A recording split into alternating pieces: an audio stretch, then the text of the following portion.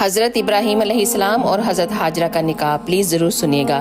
حضرت ابراہیم علیہ السلام کو جب آگ میں ڈالا گیا تو اللہ سبحانہ و تعالیٰ نے ان کو آگ سے زندہ سلامت باہر نکالا، تو پھر انہوں نے ہجرت فرمائی اور مصر چلے گئے۔ مصر کا جو بادشاہ تھا وہ ہر آنے والی عورت کو زبردستی ایک رات اپنے کمرے میں رکھتا تھا، تو اس نے حضرت سارہ کو بھی زبردستی ایک رات اپنے کمرے میں رکھا۔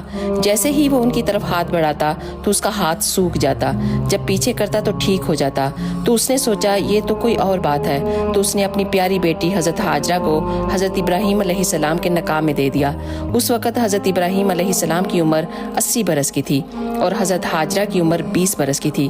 پھر یہ تینوں نے ہجرت فرمائی اور اللہ سے دعا کی کہ اے اللہ ہمیں کوئی نیک اولاد عطا فرما۔